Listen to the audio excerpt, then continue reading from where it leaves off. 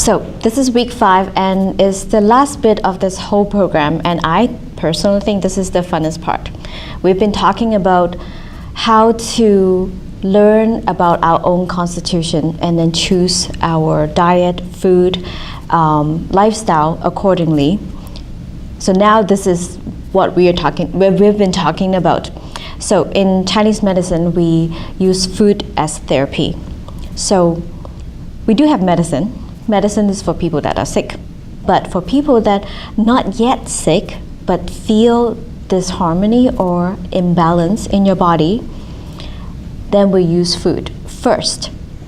Then we'll choose medicine if we prolong those sickness. So what is food therapy according to Chinese medicine?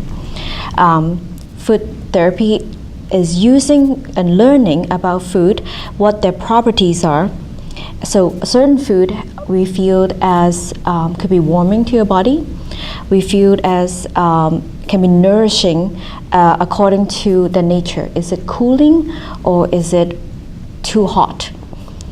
And the nature of the food will have an effect, a chemical effect in your body, particularly to you. So we are playing with that. So first of all, no one knows better than you are.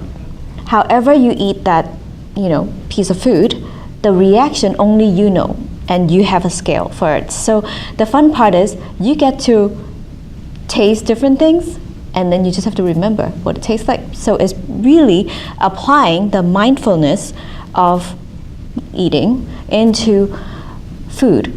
So whoever make you that food, enjoy it, but also taste it. A good example will be ginger. Not many people like ginger, but we all know ginger is warm, it's hot. You put it in your mouth, however you cook it, it's still gonna have that heat. So ginger by nature is a warming food. And because of that nature, it helps us to warm up certain part of our body. And ginger goes straight to the stomach. And when people that have a craving for ginger or particularly enjoy the taste of ginger, it gives us a sense that you have a cold stomach. It's a TCM term, but also it's a reflection that your stomach is a little bit weaker. Because if you think about how you feed a baby, you won't feed the baby cold food, as in chilled, straight from the fridge. You want to warm it up to kind of body temperature or room temperature. Then for some natural reason, we know that that's the best for the baby because it's close to the body temperature or the room temperature. Same thing, if you have a busy lifestyle and you damage your stomach, or you're naturally born with a colder stomach in our terms, ginger will be almost like a food medicine for you. It warms you up, it makes you feel good after you eat, and hence you will be able to take more as opposed to someone that already have a very heated body. They won't like the ginger because heat on heat, no one likes it. And another example with ginger is when you have naturally your body are drier or have a lot of wind in your body, ginger helps to move qi. Again, what does it mean? Moving the blockages that we create, whatever the reason is, out of your body. Some people can take spicier ginger. Some people find they can only do very mild, they can handle. So a dish of a ginger plate, whatever, beef with ginger, some people can go straight to the ginger and enjoy it, and some people just found it like super spicy and can't even handle it. Same plate. However your body is reacting to it indicate different stuff. So we can learn a little bit more when it comes to food therapy. Understanding the food and how it reacts to your body is the key to using food as medicine. Some food is good for building qi, as in giving you good energy. The smallest amount with the most energy, kind of like the idea of carbohydrates. And some food is good for tonifying blood. That term is to kind of like using iron supplements, help you to build more blood. So it depends on the nature of the food and our own constitution or that condition around that period, we can choose accordingly. So before we go straight to medicine or other, over-the-counter, type of handy supplements and medicine that we can use, we can actually just enjoy food. In Chinese medicine, or even if you don't know anything about the medicine, we all know food has different flavors.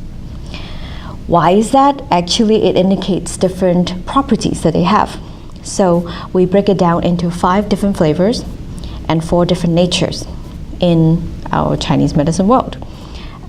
We have sour, we have bitter, we have sweet, we have pungent and salty. Basic flavor of food. And then the 4 natures will be cool, cold, warm, and hot. Earlier, we already mentioned ginger. We'll consider warm or hot, depends on how old that ginger is. Knowing your body, by seeing how you react to that type of food. So going back with ginger, it's a warm, hot food. If you love it, that also indicates you probably is leaning towards cold or cool type of body. You're craving for that heat. But if you already have a lot of heat, you will not kind of repel the ginger. Then you also gain insight what kind of body condition you have around that time.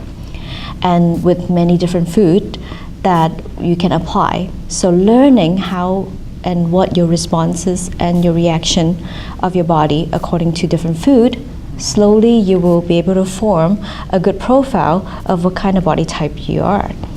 And mind you, again, not everything is one size fits all, and you won't have the same body type or condition forever. So this is something kind of like an art. You constantly has to readjust, constantly has to pay attention and be mindful about how your body react to certain type of food, certain type of flavor and taste. Then you know better what's going on internally. Hence, we don't use X-ray 5,000 years ago, but we kind of know what's going on internally actually by a collection of information by yourself. So while you're eating, while you're choosing your food, what attracts you, all those are great information, and only you will know because those are your body choosing those food choices. And with that said, knowing and paying attention to what you need will really help you to gain health. And going back to a few weeks ago, there are many great diets out there. Doesn't matter if it's as traditional as Atkins or vegan, raw food, or the latest trend will be fasting. All those are good in its own way. But is it suitable for everybody at certain age, a certain time, a certain season? All that you cannot say for sure. Only when it's suitable for that person at a certain time and type of lifestyle and activities, then we can say yes, it will be beneficial. So I wouldn't say one type of diet will be most suitable for one person. Again, knowing what your body type is and your condition constantly changing will give you the best result when you choose a certain type of diet or lifestyle when you choose. And a little bit more into the detail on the nature of food, because we do that a lot, and one of the biggest trend is to drink raw vegetables, almost like a salad in a cup. You can just chuck it out. So it's great, has a lot of nutrient, high in enzyme.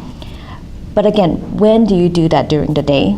And how much can you handle depends on your constitution and your condition.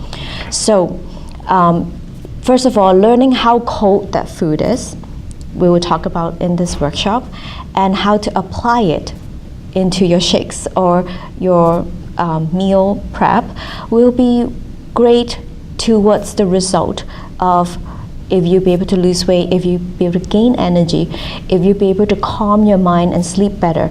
All that, we can all use food as part of the medicine. And we will talk about it during the workshop, and we can share and actually raise questions. If I eat this, why do I have this reaction? Also, another great topic we can discuss about is allergies, food allergies. A lot of people claim that they are gluten, allergic to gluten or bread. Itself, is it good or bad? I don't know. Science keeps changing and continuously advance. I can't say. But from our experience, if you eat something natural, without GMO, without a lot of pesticides, and cooked it with love, possibly you'll be fine. We eat bread for many, many years, unless you have celiac, which is an actual condition or disease that you won't be able to process gluten. But because of this, why people feel like when they cut out bread, they feel better? Raising awareness of what's in the bread is important. Most of the store-bought bread, which we don't make anymore, is convenient, but they are highly processed. Look at the ingredient list. I can't even name. There are like 20 of the ingredients in the list. So you're ingesting a lot of chemicals, a lot of preservatives, a lot of things that other than gluten actually you're ingesting. So yes, I would say if you cut out store-bought bread and maybe cut down on the amount of bread that we eat, you will feel better. And really look into what kind of food that you are taking in, and is it really the thing that you think, aka, for example, gluten. Is it gluten, or is it all the chemicals that along with it that comes in the bread that actually making you sick? All that we can discuss, and everyone has different experience and constitution. So this workshop really is to gain more insight on what kind of food is best for you, and why we tend to have a tendency of eating one type of food that we love most, whereas our spouse or our family members will be like totally hating it. And hence we can create harmony inside a family, really understanding why we love one thing and hate the other. And then last but not least, when you have a collection of food that is most suitable for you, and then we can create yummy food. This is when the taste comes from. Different flavor and different temperature of the food can create a synergy. And when you put it together, there is a magical moment, which is on the plate, usually by your mom, that created, and that's when you feel the best after you eat. So learning all these properties about food itself is very different idea and mentality as opposed to what you read up on the internet nowadays. Nowadays, we learned about one superfood. For example, turmeric is good, but very little they will tell you how much the amount. Well, they will actually tell you to have a big spoonful, but who are suitable for that big spoonful every day, and when to stop? Is it something that you need to take every single day? Because by the time you take the turmeric, apple cider vinegar, avocado, and all these great superfood, you have no room for your regular comfort food. So learning the right amount, learning how you feel after that intake of the food will really create a much better, healthier lifestyle and give you energy for you to create. So again, this is the week 5 content, and if you have more questions or if you're interested, this is going to be talked about in this time.